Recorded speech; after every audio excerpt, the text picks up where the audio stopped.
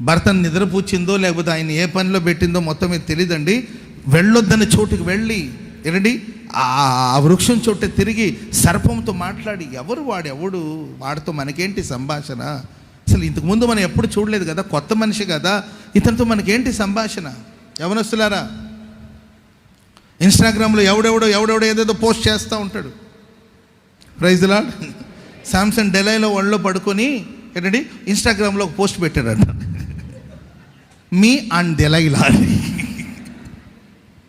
కళ్ళు పోయింది, అంతేకాదు జీవితమే పోయింది.